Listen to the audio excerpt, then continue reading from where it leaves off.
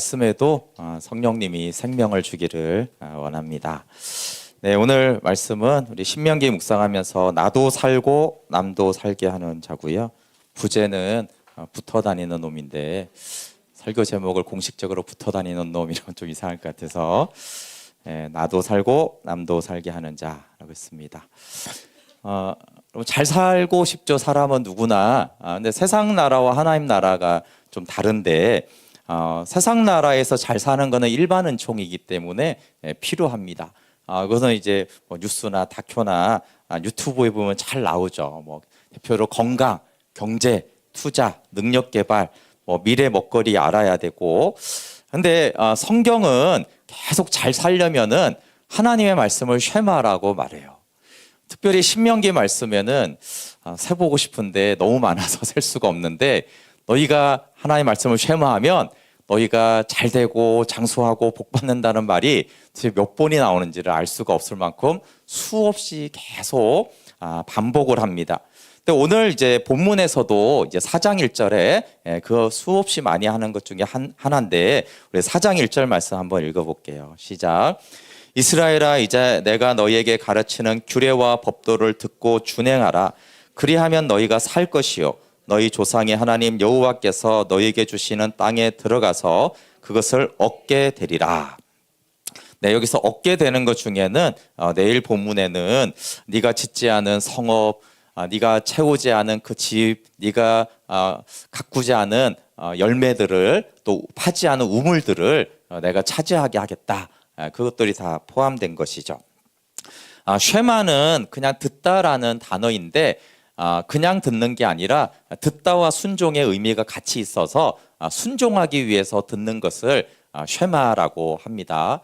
그러니까 그냥 듣는다라는 거, 요즘에 우리가 뭐 수업 잘 들으세요, 말 잘 들으세요. 보통은 듣다라는 거는 순종하기 위해서 듣진 않잖아요. 보통 알기 위해서 듣죠. 그래서 이제 쉐마라는 단어를 쓰는 것은, 쉐마는 알기 위해 듣는 것이 아니라 순종하기 위해서 듣는 것입니다. 그런데 이제 순종해서 하기 위해서 듣는 쉐마를 하면 1절에 첫 번째 너희가 산다. 산다는 이제 생존이잖아요. 그렇죠? 일단 살아남아야 되잖아요. 그 두 번째는 너희가 하나님이 주는 땅을 얻는다는 것은 풍성함을 말합니다. 출애굽은 일방적인 하나님의 은혜이지만 언약은 조건의 규정이기 때문에 쉐마를 해야지만 하나님이 주시는 것을 차지하고, 쉐마하지 않으면 하나님이 주는 것을 차지하지 못하는 것이 신의 산 언약입니다. 근데 2절은 그러면 뭐라고 할 수 있냐 하면은 쉐마하는 태도를 말합니다. 쉐마하는 사람은 어떻게 하나님의 말씀을 듣는가라고 할 때 우리 4장 2절 한번 읽어볼게요. 시작. 내가 너희에게 명령하는 말을 너희는 가감하지 말고 내가 너희에게 내리는 너희 하나님 여호와의 명령을 지키라.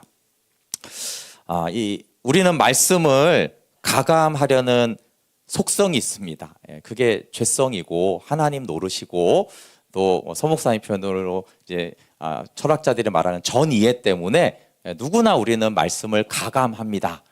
그래서 말씀을 더하기도 하고, 그렇게 말하지 않았는데 어떤 거는 이렇게 말했는데 빼가지고 자기가 이제 듣고 싶은 거를 듣습니다. 사사기 표현으로 말하면 각각 자기 소견에 오른 대로 듣고 행하려고 하는 습관이 있기 때문에 그렇습니다. 그런데 우리가 완벽하게는 그렇게 할 수 없지만, 그렇구나, 하나님의 말씀을 가감하면 안 되는구나. 같은 표현으로는 자로나 우로나 치우치지 말라고 그랬어요. 근데 사실 하나님 말씀하신 대로 우리가 그대로 믿고 지키는 거 거의 불가능에 가깝지만, 그래도 자로나 우로나 내가 자꾸 치우치지 않으려고 하는 그 태도를 이제 쉐마하는 마음이라고 말하는 거죠. 쉐마하는 사람은 그렇게 말씀을 듣습니다. 그러면서 이제 3절에 가보면은 경고를 하는 말씀이 있는데, 모세는 이 광야에서 하나님이 함께하고 부족함이 없었다 그랬는데, 그럼 광야에서 다 잘 살았느냐? 그렇지 않고 죽은 사람들이 있어요. 저 직접적으로 하나님이 돌보아 주시고 모든 일에 복 주시는 중에 얘네들은 죽여야겠다라고 죽인 사람들이 있는데, 그 예가 4장 3절입니다. 같이 한번 읽어볼게요. 시작. 여호와께서 바알보올의 일로 말미암아 행하신 바를 너희가 눈으로 보았거니와 바알보올을 다룬 모든 사람을 너희의 하나님 여호와께서 너희 가운데서 멸망시키셨소되. 그래서 광야에서 모든 백성들이 다 잘 지낸 게 아니라 하나님의 어떤 사람은 부족함이 없는 큰 돌보심과 복을 받았고 어떤 사람은 하나님이 멸망시키고 죽였어요. 그 예로 이제 바알보로 민수기 25장에 나오는데 모압 여인들이 이렇게 유혹을 해서 이스라엘 백성들이 거기 가서 우상 숭배도 하고 재물을 먹은 사건으로 하나님 이제 전염병을 보내가지고 2만 4천 명이 거기서 죽은 사건을 말을 합니다. 그러니까 하나님이 이렇게 돌보시는 속에서도 쇠마하지 않고 하나님을 떠나면은 이런 멸망을 받는다라고 하시면서 오늘 설교 주제와 같은데 4장 4절 말씀을 하나님이 우리에게 주십니다. 한번 같이 읽어볼게요. 시작. 오직 너희의 하나님 여호와께 붙어 떠나지 않는 너희는 오늘까지 다 생존하였느니라. 광야는 크고 막막한 광야라고 했는데 거기서 산자가 누구냐 하면 여호와께 붙어 떠나지 않는 너희 오늘까지 생존한다. 그게 무슨 말이에요? 원래 광야는 생존이 불가능한데 여호와께 붙어서 떠나지 않는 너희들만은 지금 이렇게 광야 40년을 지나고도 다 잘 살고 있다.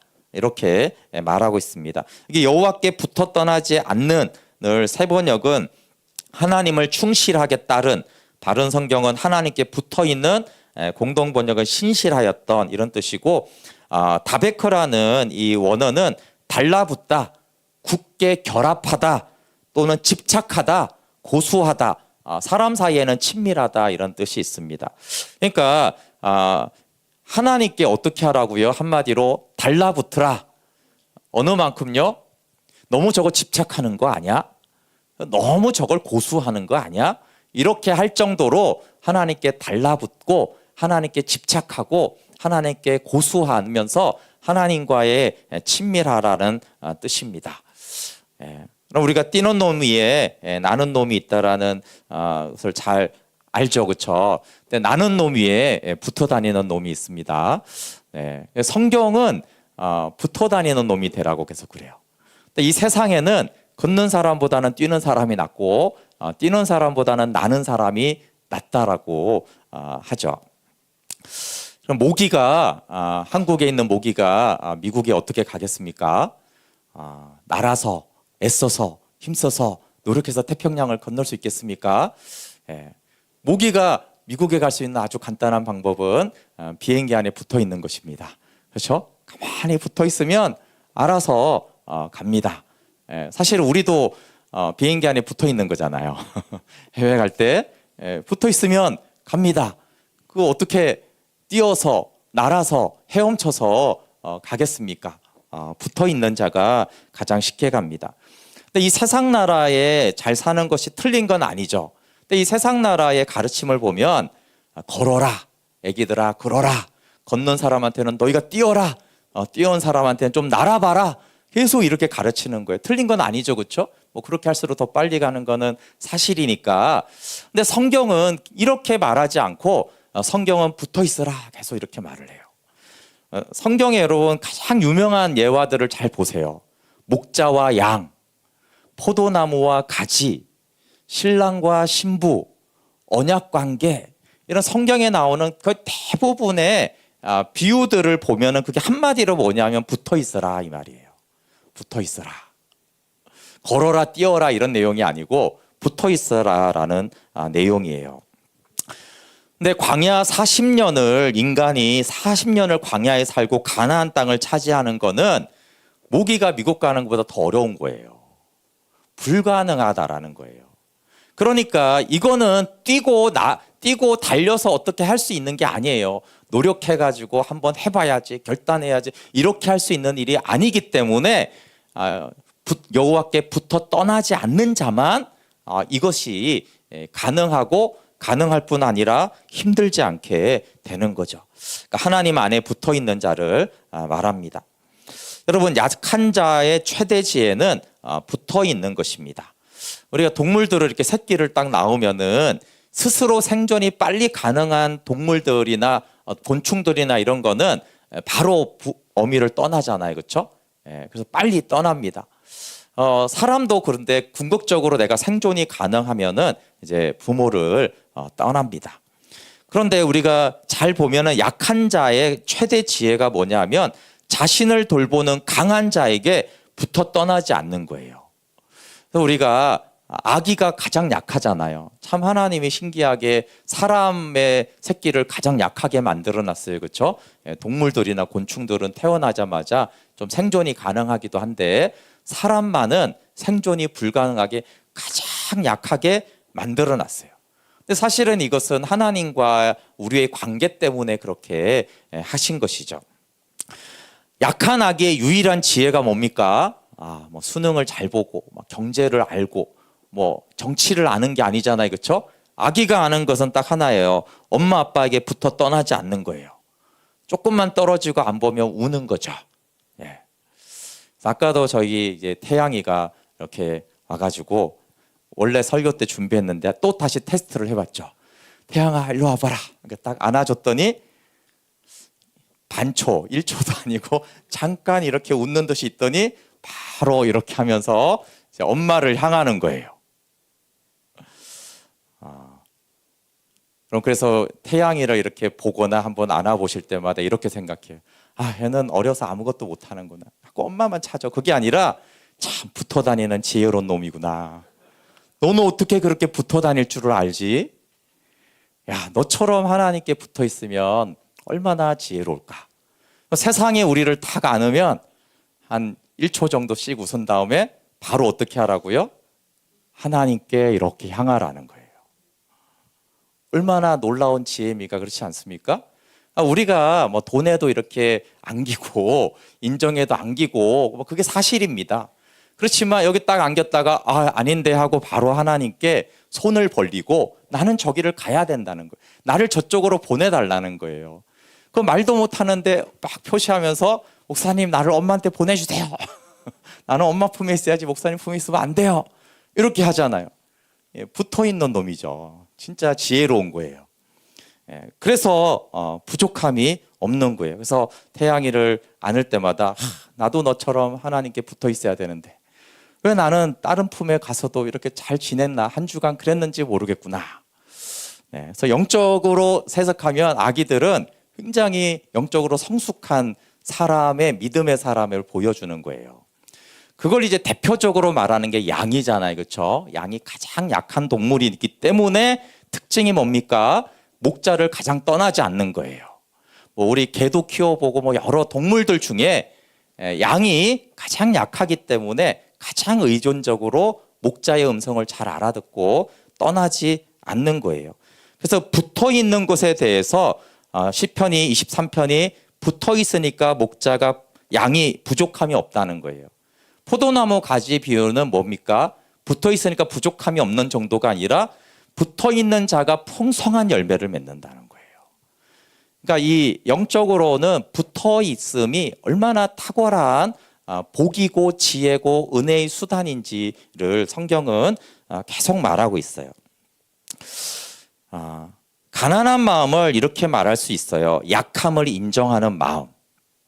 약함, 또 바울도 내게 가시가 있다 이렇게 말했는데 이것은 내가 어찌할 수 없는 거예요. 태어날 때부터 있거나 아무리 노력해도 바꿀 수 없는 한계점이죠. 그러니까 육체적인 한계도 있고 너무나 큰 상처일 수도 있고 인격적인 결함일 수도 있고 지적인 한계일 수도 있습니다. 근데 약함이 일반적으로는 약하면 낙심하고 좌절이 됩니다. 그렇지 않습니까? 근데 내가 약하니까 겸손해지고 의지하게 되어지면 아까 아기들이나 양은 약하니까 겸손해지고 의지하는 거예요. 약해서 좌절하는 게 아니라 그럴 때 주님의 능력이 나타나요. 바울은 그런 얘기를 많이 했어요. 고린도후서 여기 4장 7절에 우리가 이 보배를 질그릇에 가졌으니 이는 심히 큰 능력은 하나님께 있고 우리에게 있지 아니함을 알게 하려 함이라. 우리는 바울을 대사도라고 대단하게 보지만 바울은 나는 질그릇이다. 아까 찬양에 나왔잖아요. 깨지기 쉬운 질그릇이다.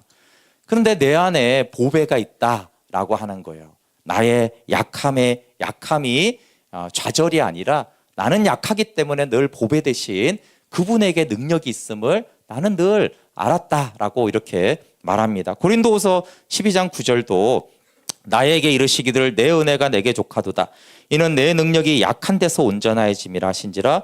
그러므로 도리어 크게 기뻐함으로 나의 여러 약한 것들에 대하여 자랑하리니 이는 그리스도의 능력이 내게 머물게 하려 함이라. 네, 보배가 질그릇에라는 말과 똑같잖아요. 그렇죠? 약함이 겸손과 의지함이 될 때 어떻게 돼요? 그리스도의 능력이 내 약한 곳에 머물더라. 그 능력이 이렇게. 그러니까 물론 이제 바울은 위대한 사도였는데 그가 왜 그랬냐 하면은 결국은 약함에 하나님의 능력이 함께 함으로 그가 위대한 삶을 살았다라고 말하는 거예요. 그럼 바울만 그러느냐? 아니죠. 그럼 믿음의 사람들의 공통점은 내가 연약함을 인정하고 그렇기 때문에 하나님께 붙어 떠나지 않은 사람들이었어요. 모세는 지면의 모든 사람보다 온유했다고 성경이 말하는데 원래 그런 게 아니라 그럼 보세요. 40세 때 애굽인을 살해했어요. 충동적으로 그랬단 말이에요. 그리고 우리가 알듯이 반석을 지팡이로 명하라고 그랬는데 치고 금송아지 사건으로 십계명 돌판을 막 던져서 깨트렸잖아요. 그러니까 사실 급하고 분노가 원래 많은 모세였던 거예요. 그런데 이제 하나님을 의지하면서 온유한 사람이 되었고 미디안 전쟁에서 우리가 300용사로 유명한 기드온은 사실은 그 낮은 자존감과 불안감이 기드온의 약점이었어요. 그게 기드온이 그 출신이 그렇고 그랬기 때문에 굉장히 자존감이 낮고 불안함이 많았어요. 근데 전쟁에서 사람들을 모았는데 32,000명이 모았어요. 근데 저쪽은 10배나 많아. 근데 하나님이 다 돌려보내라. 32,000명 중에 300명만 남기는 거예요. 말이 됩니까? 이 약하고 불안이 많은 미디안에게 아예 더 보내라는 거예요. 약한 가운데 내가 역사하는 것으로 말하는 거죠. 우리가 아브라함도 마찬가지인데 아브라함의 연약함은 두려움이었습니다. 그래서 우리가 잘 알듯이 아내 사라를 2번이나 동생이라고 속이고 하다가 이렇게 뺏길 뻔도 합니다. 두려움이 많은 거예요. 베드로는 충동적이고 다윗은 간통을 했고 사랑의 사도라고 부르는 사도 요한도 별명이 천둥의 아들이었어요. 이해 가시죠? 번개의 아들. 엄청 분노가 많았다는 뜻이에요. 급하고. 근데 이제 요한 일서를 보면 막 사랑이 그냥 너무 넘치잖아요. 믿음의 사람들이 다 연약하기 때문에 하나님께 붙어 있는 사람들. 허드슨 테일러도 이렇게 말했어요. 모든 하나님의 거인들은 약한 사람들이었다. 자기를 말하기를 하나님은 가장 약한 사람인 나를 가장 어려운 중국 내지로 보내어 이렇게 큰 일을 하게 하셨습니다. 근데 제가 허드슨 테일러가 그 말을 했다는 걸 알아가지고 인터넷에 검색을 했는데 그 검색 이 내용이 나오는 그 설교문이 조용기 목사님 설교문이더라고요. 네, 그 조용기 목사님이 그 말씀으로는 제가 거의 말을 하지 않잖아요. 근데 조용기 목사님에게 훌륭한 게 있는데 그게 뭐냐면 그 조용기 목사님이 끊임없이 자기의 약함을 말하는 거예요. 그래도 성공신화의 대표적인 인물 아닙니까? 전 세계에서 가장 큰 교회를 개척하고 수많은 표적과 기적과 능력을 나타내고 그렇잖아요. 그래서 뭐 하나님의 능력과 기도로 뭔가를 이룬 사람의 그래도 아주 대표적인 인물이 조용기 목사님이에요. 근데 이분이 간증 프로나 그 보시면은 굉장히 진실하게 고백하는 하나가 있는데 나는 약하고 부족한 사람이라는 거예요. 근데 하나님이 나를 이렇게 들어 쓰셨다라는 거예요. 예. 그러니까 내가 뭐 세계에서 제일 큰 교회를 하고 나는 뭐 수만 명이 모이고 나는 이런 능력이 나타났기 때문에 내가 잘났거나 내가 열심히 해서 그렇다 이렇게 하지 않는 거예요. 아까 찬양 중에도 나의 약함이 자랑이라는, 사실 자랑이 되기 너무 힘들죠. 약함이 어떻게 자랑이 되는가 하는데 결국 그 약함이 자랑이 되기까지 그 약함이 하나님께 붙어있는 도구가 되어졌다라는 것이 자랑이 되었다라는 것입니다. 그 하나님께 어떻게 붙어있나라를 말할 때 우리는 이제 쉐마가 순종하기 위해서 듣는 거라고 하는데도 이상하게 자꾸 듣는 것으로 대체하려는 경향이 있습니다. 그래서 지켜 행하는 거가 잘 안 돼요. 근데 왜 쉐마는 순종이라고 그러는데 그 왜 자꾸 순종이 아니라 듣는 것으로 오늘도 설교 잘 들으면 되지 이런 걸로 이제 마치려고 하냐 하면은 어려워서 그래요. 해봤더니 잘 안 되거든요. 왜 안 됩니까? 우리는 육신을 가지고 있기 때문에 쉐마하는 게 어려워요. 그렇잖아요. 타고나게 우리가 하나님 말씀에 순종하도록 타고나게 태어난 게 아니라 그렇지 않은 걸 더 많이 가지고 있는 거예요. 그러니까 운동으로 말하면 운동치인 거죠. 수포자 뭐 이런 거죠. 해봤더니 안 되네. 운동을 해봤는데 너무 이렇게 개발인 거예요. 그러니까 이제 개발이면 포기하는 거죠. 그러니까 나는 관람하는 걸로 만족하겠다. 야구 좋아하시는 분들이 있는데 야구 엄청 좋아하는데 안 돼. 던져도 안 돼. 그러니까 나는 보는 걸로 만족하겠다. 이런 거죠. 그러니까 말씀을 원래 순종해야 되는데 말씀을 듣는 걸로 나는 그냥 만족하겠다. 우리 5장 1절에 모세가 어떻게 쉐마라고 하는지 한번 읽어볼게요. 5장 1절 읽어볼게요. 시작. 모세가 온 이스라엘을 불러 그들에게 이르되 이스라엘아 오늘 내가 너희의 귀에 말하는 규례와 법도를 듣고 그것을 배우며 지켜 행하라. 네, 여기 세 가지로 이렇게 모세가 말을 하는 거, 쉐마하는 거를 첫 번째는 귀담아 듣고, 두 번째는 배우고, 세 번째가 지켜 행하라는 거예요. 근데 저도 이 두 번째가 성경에 있다라는 것이 좀 새로웠어요. 이 배우다라는 거는 훈련하다, 연습하다, 실행하다 또는 가르치다 이런 뜻이 있는데 하나님이 이 쉐마를 운동하거나 학생들이면 수학하는 것처럼 하라는 거예요.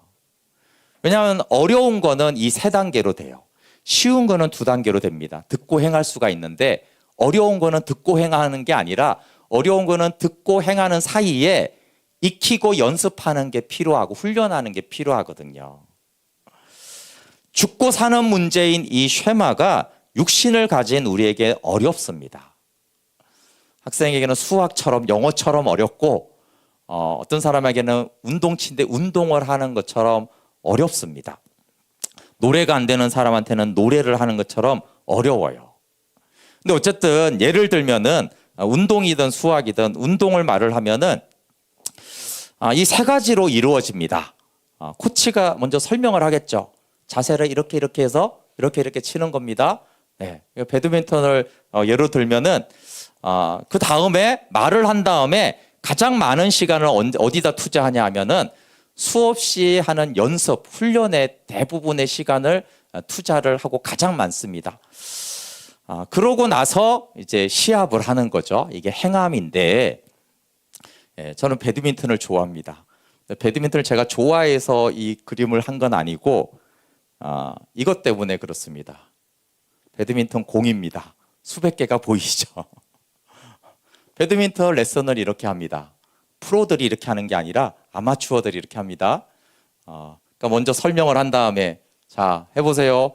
그러면 공을 같은 위치에다가 수십 개나 수백 개를 계속 던져줍니다. 같은 위치에다가만. 그러면 이제 치는 사람이 칩니다. 그렇죠? 그럼 어떻게 칩니까? 되다 안 되다 안 되다 안 되다 되다 안 되다 하여튼 상관없어요. 그냥 수백 개를 그냥 하든 마든 계속 던져주고 하는 사람은 계속 합니다. 그 결과로 이렇게 안세영 선수처럼 이렇게 훌륭한 선수가 될 수도 있겠죠. 그리고 수백 개를 던져준 다음에 힘드니까 이제 그만하고 다음에 다시 가면 또 코치가 말합니다. 간단히 설명하고 대부분의 시간은 같은 위치에다 계속 공을 줍니다. 그러면 또 했다가 실패했다 성공했다 실패했다 성공했다 하고 이거를 계속 합니다.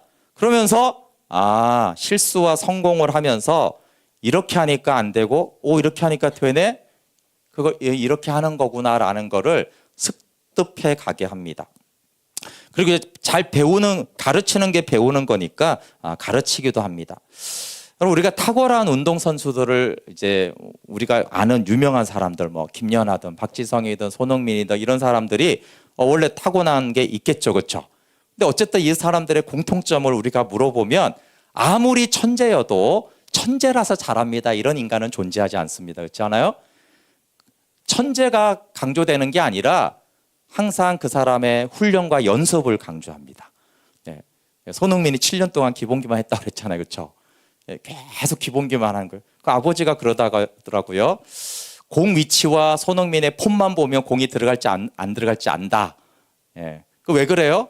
수만 번을 해봤기 때문에 위치하고 폼을 보면 저 공은 잘 찬다 못 찬다가 다 보인다는, 그게 얼마나 연습을 많이 했으면 그걸 안다라고 하는 거예요. 그리고 국가대표일수록 매일 하는 거는 기본 연습입니다. 근데 한번 생각을 해보세요. 저렇게 수백 개의 공을 코치가 던지는데 10개 이렇게 던졌더니 코치님, 저 못하겠습니다. 저는 실력이 없습니다. 이러면은 코치가 코웃음이 날 것입니다. 야, 네가 수백 개나 수천 개를 해보고 뭘 못하니 하니 말을 해야지. 그래서 10개를 해보고 하니 안 하니 말한다는 것 자체가 웃긴 거거든요. 그러니까 코치는 무슨 생각을 하냐면 얘는 수천 개를 일단 쳐봐야 돼. 그리고 나서 하든지 말든지 이 생각을 하고 공을 주고 있는데, 치는 입장에서는 사실 헥헥거립니다. 솔직히 말하면 이렇게 하거든요. 10개 해보고 저는 못하겠어요. 전 재능이 없는 것 같습니다. 이러면서 포기하면은 너무 안타까운 거죠. 코치가 기대하는 거는 몸에 배이는 겁니다. 네가 잘하는지 못하는지 재능이 있는지는 관심이 없고, 프로가 아닌 이상은 네 몸에 배일 때까지 이걸 계속 해보라는 거예요. 그러면 이제 각자 따라서 어느 정도는 다 하게 되니까. 그래서 듣고 연습하고 행하는 과정을 거쳐서 모세는 쉐마를 한다라고 얘기하는 거예요. 근데 듣고 행하려고 하니까 실패하는 거죠. 그 어려운 수학을 어떻게 듣고 바로 수능장에 들어가고, 그 어려운 운동을 어떻게 듣고 바로 시합에 나가서 됩니까? 안 되는 게 정상인 거예요. 안 되는 게. 근데 우리는 많은 경우에 듣고 해보니까 안 되니까 말씀대로 사는 거는 너무 어려운 거다. 하나님과의 교제는 너무 어려운 것이다. 이렇게 하는 경우가 너무 많다는 거예요. 그럼 듣고 수백 수천 번을 내가 연습을 해보고 시도를 해보고 그 안에서 수백 번 실패도 해보고 어떨 때 또 되기도 해요. 이게 왔다 갔다 하면서 이렇게 하나님과 교제하고 이렇게 하나님 믿음으로 사는 것이구나를 계속 하면서 지켜 행하라고 하는 거예요. 왜냐하면 우리는 천부적으로 그걸 말씀대로 사는 것을, 이스라엘 백성들을 보세요. 천부적으로 됩니까? 보니까 원래 태생이 안 되잖아요. 그런데 그렇게 한 사람들, 듣고 계속 훈련하고 하는 그 사람들만 광야를 지나고 가나안을 풍성하게 차지하는 것입니다. 그래서 실패에 집중하면 안 되고, 실패를 통해서도 배우고 성공을 통해서도 배우는 거죠. 그렇죠? 성공했으니까 이게 아니라 성공을 통해, 그것도 하나의 배우는 과정이고 실패도 배우는 과정이고, 그게 운동을 해 나가듯이 쉐마를 해 나가는 것입니다. 그러면서 신명기에서는 또 4장 39절 40절은 그러면 이제 그렇게 붙어 다니는 사람이 꼭 새겨야 할 두 가지를 말합니다. 39절과 40절을 보면은 마음에 새겨서 분명히 알아야 될 것이 두 가지인데, 하나는요, 하늘과 땅에서 다른 신이 없다는 거예요. 그리고 네가 말씀을 지키면 잘 살게 되고 영원히 주시는 땅에서 길이 살게 된다. 그래서 마음의 색이라고 한 것이 요약하면 딱 두 가지인데, 이렇게 주님밖에 없구나, 쉐마밖에 없구나, 이렇게 말합니다. 요약을 하면 모세가 너희들 그럼 이거 길게 말하잖아요. 일단 근데 마무리, 마음에 딱 새길 거 두 개, 주님밖에 없고 쉐마밖에 없어. 그래야지 하나님도 기뻐하고 너희도 가나안 땅을 차지하고 거기서 영원토록 하나님이 주시는 언약 안에서 잘 살 수 있어, 이렇게 말하는 것입니다. 그런데 하나님 나라에서 잘 사는 것은 열매지 목적이 되어서는 안 됩니다. 이스라엘 백성들은 잘 살기 위해서 하나님을 이용하면 망합니다. 근데 하나님밖에 없어서 쉐마를 하면 잘 살고 싶어서 그래서 주님밖에 없다라는 게 먼저 나오는 거예요. 십계명에도 하나님 외에 없다라는 게 먼저 나오는 이유는 먼저 주님밖에 없다라는 거는 하나님은 이용의 대상이 아닌 거예요. 하나님밖에 없는데 그 열매가 잘 살게 되는 거예요, 하나님이. 근데 이게 주객이 전도되면 그 이스라엘 백성들이 하나님을 안 섬긴 게 아니고 잘 살기 위해서 하나님을 섬긴 거예요, 이 수단으로. 그래서 이제 심판을 받은 것입니다. 그럼 붙어 다니면 어떻게 되느냐 하면 붙어 다니면은 약한 자가 지혜롭게 됩니다. 우리 4장 6절 한번 같이 읽어볼게요. 시작. 너희는 지켜 행하라. 이것이 여러 민족 앞에서 너희의 지혜요 너희의 지식이라. 그들이 이 모든 규례를 듣고 이르기를 이 큰 나라 사람은 과연 지혜와 지식이 있는 백성이로다. 그럼 믿음의 사람들이 위대하고 지혜로워 보이는 이유는 쉐마를 했기 때문이고 붙어 있는 놈들이었기 때문에 그렇습니다. 그럼 하나님께 붙어 있으면 세상 사람들이 와서 어떻게 말한다고요? 와, 당신은 어떻게 이렇게 지혜롭습니까? 어떻게 이렇게 항상 소망이 있습니까? 이렇게 와서 말한다는 거예요. 근데 하나님이 하나님의 사람으로 믿음 때문에 칭찬을 받는 것은 그 자체로 복음 전파가 되고 복음 전파의 기회가 됩니다. 베드로전서 3장 15절에 다만 여러분의 마음속에 그리스도를 주님으로 모시고 거룩하게 대하시고 그럼 어떻게 된다고요?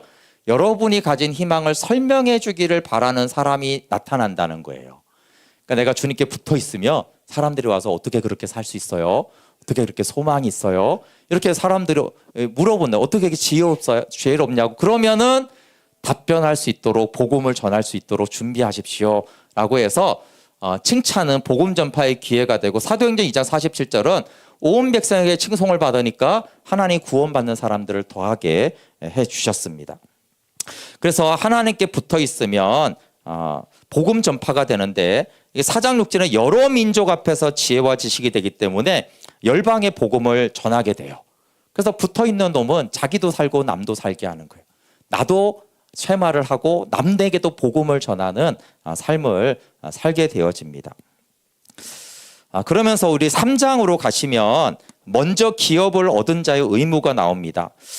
우리가 알듯이 요단 동편을 이렇게 기업으로 이렇게 차지했어요. 그러니까 이 두 지파 반이 요단 동편을 내게 기업으로 달라는 거예요. 근데 만약에 이 요단 동편을 차지한 기업을 받은 지파들이 우리는 기업을 받았으니까 너희들끼리 잘 가나안을 정복해라. 이러면 어떻게 돼요? 이스라엘이 분열이 되잖아요. 그렇죠? 사기가 엄청 떨어지잖아요. 근데 두 번째도 있어요. 우리는 기업을 차지했으니까 너희들의 땅이잖아. 열심히 싸워. 우리가 뒤에서 도와줄게.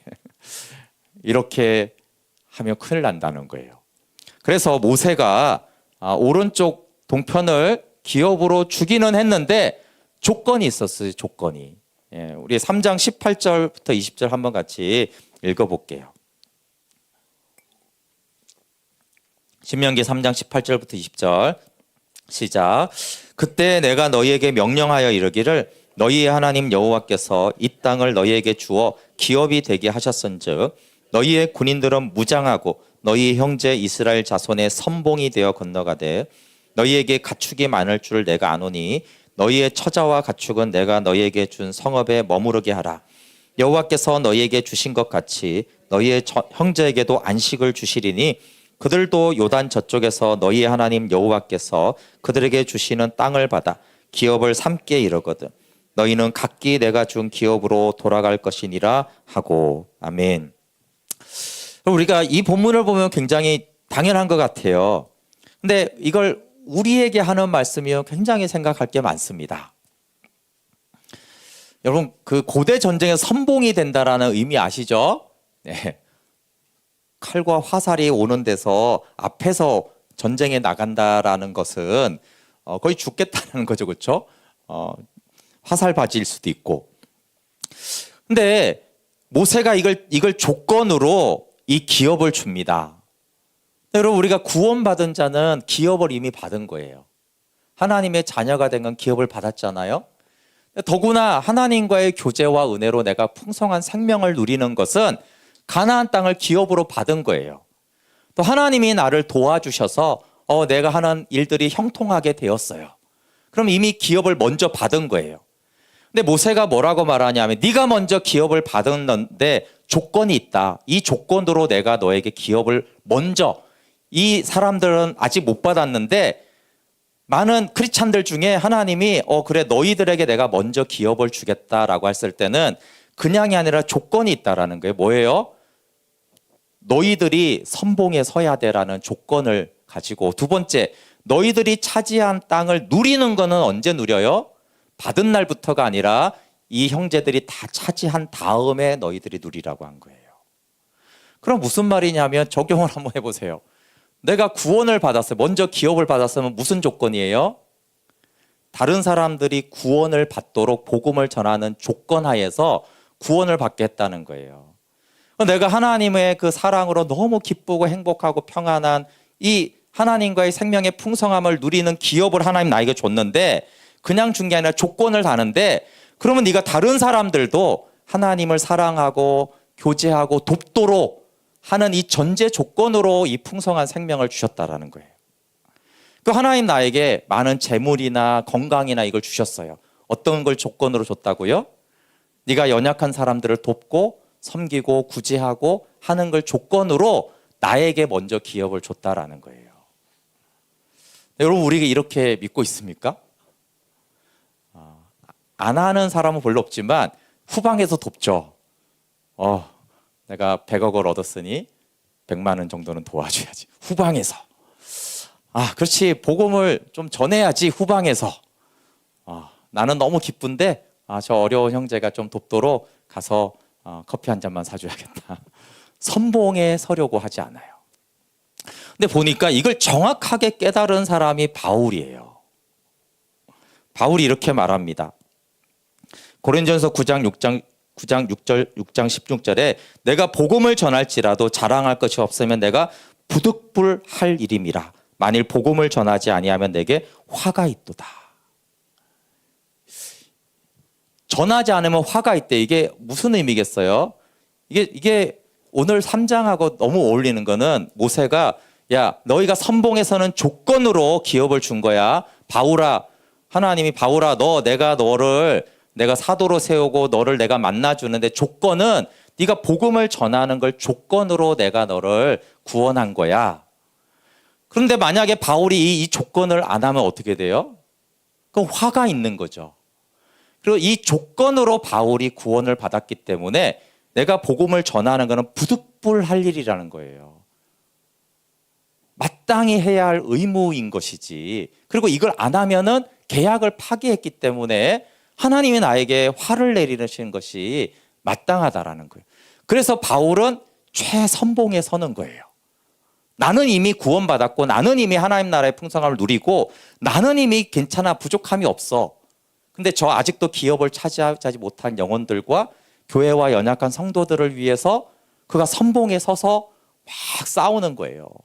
내 기업 때문에 하는 게 아니라 저들의 기업을 차지하게 하려고 목숨을 걸고 순교하기까지 했던 것입니다. 모세가 그런 가장 앞선 사람입니다. 모세가 이제 3장 25절부터 27절을 보면은 다시 가나안에 건너가게 해달라고 기도하는데 거기를 건너가지 못해요. 지난번 5월에 요르단 가서 그 모세가 거기 이제 딱 바라봤던 곳에 올라가서 봤는데 저도 이렇게 봤는데 모세가 무엇을 느꼈을까? 근데 여러분 참 아이러니한 거는 모세가 못 들어가게 한 건 아시죠? 근데 모세를 못 들어가게 했던 그 백성들은 가나안에 들어가요. 굉장히 부당한 겁니다. 모세가 못 들어가면 그놈들은 더 못 들어가야 돼요. 그럼 모세가 납득할 수 있죠. 현대 형평성이 이놈들이 나빴는데 이놈들 때문에 모세가 못 들어갔는데 모세는 못 들어가고 이놈들은 들어가요. 근데 여기만 해도 불공평한데 하나님 뭐라고 하냐면 야 너는 못 들어가고 얘네들은 들어간다 이렇게 말한 게 아니고요. 못 들어가는 모세야 쟤네들을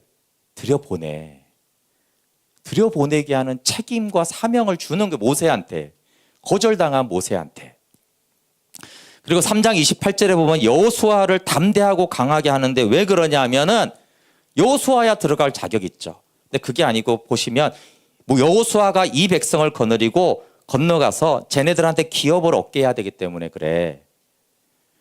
그래서 여호수아를 세워줘 이렇게 말을 합니다. 우리에게 적용하면 이런 거예요. 하나님 저 풍성한 생명을 제발 누리게 해주세요. 싫어.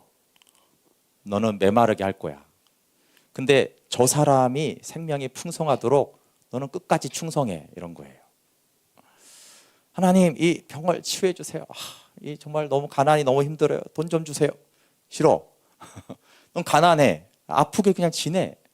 근데 저 사람을 너희가 치유해야 되고 저 사람이 잘 지도록 네가 도와줘야 돼. 모세한테 이렇게 말하는 거예요. 참 모세는 눈물 나는 순종과 사랑을 합니다. 먼저 기업을 받았으니까 네가 저 사람도 받도록 해주는 거 당연하지. 사실 이건 너무 당연한 겁니다. 저도 이 부분에는 동의가 돼서 열심히 헌신을 했어요. 근데 모세처럼 하라고 하는 거는 너무 힘들더라고요. 하나님 저가 좀 차지하고 저 사람도 차지하게 하겠습니다. 나도 그 십자가의 뜨거운 사랑을 알고 저 사람에게도 십자가 사랑을 알도록 전하겠습니다. 그거는 납득이 되는 거예요. 근데 너는 거절하고 쟤는 하게 해라라는 거예요. 근데 물론 이제 모세는 사실은 하나님의 그리스도 고난에 참여하는 영적으로는 더 큰 의미가 있지만 그렇지만 그때는 모세가 그렇게 알았겠어요. 그리스도의 고난에 연합하고 거절하셨구나. 그렇지는 않잖아요. 결과적으로는 하늘나라에서는 그런 평가가 있었지만 우리가 그냥 느끼기에는 모세의 간절한 기도는 거절하시고 대신에 네가 간절히 얻기 원하는 그거를 쟤네들이 얻도록 너는 거기에 투혼하라는 거예요. 설교 제목이 나도 살고 남도 살게 하라는 거예요. 붙어 다니는 놈이죠. 붙어 다니는 놈은 나도 살고 남도 살게 합니다. 근데 저희는 모세처럼 수준은 안 된다고 생각이 들어요. 그렇지만 하나님이 모세를 통해서 말씀하는 게 있어요. 나도 살고 남도 살게 하는데 둘 다 중요한데 여기서 뭐가 더 중요하냐라고 질문하는 거예요. 내가 사는 게 중요합니까? 남을 살게 하는 게 중요합니까? 나도 살고 남도 살게 해야 되는데 모세를 통해서 남을 살게 하는 게 더 중요한 거예요. 모세한테 모세야 넌 죽어. 쟤 살게 해. 물론 모든 백성에 그렇게 안 왔으면 감사해야 돼요. 수준이 안 되잖아요, 백성들은. 근데 정말 수준이 되면은 근데 바울에게도 그런 거예요. 바울아 너는 죽고 쟤네들 살게 해라. 그리고 그걸 예수님이 그렇게 한 거잖아요. 그렇죠? 예수님이 죽어서 우리를 살게 하는 거잖아요. 그렇죠? 나는 죽고 너는 살게 하는 나 잡아먹어 너 살게 하는 이것을 사도들이나 예수님에게나 모세에게는 이걸 요구했어요. 근데 연약한 우리에게는 너도 살고 남도 살게 해라. 선봉에 서라 이렇게 했어요. 보통 백성들에게는 그렇게 명령하셨죠. 그렇지만 여기서 중요한 거는 네가 사는 것보다 더 중요한 거는 남을 살게 하는 게 무게중심이 여기에 있다라는 거예요. 무게중심이 내가 살고 남들 좀 도와줘야지. 그 선봉에 서는 게 아니라는 거예요. 후방에 서는 거잖아요. 그렇죠? 그게 아니라 내가 먼저 얻었으면 선봉에 서야 된다. 그러니까 무슨 뭐 아시겠죠? 예를 들면 우리 교회 말씀 묵상을 중요시하니까 나는 말씀 묵상이 너무 좋아. 그러면 저 형제도 묵상하도록 돕는 게 아니라 더 애써라는 거예요. 더 애써라고.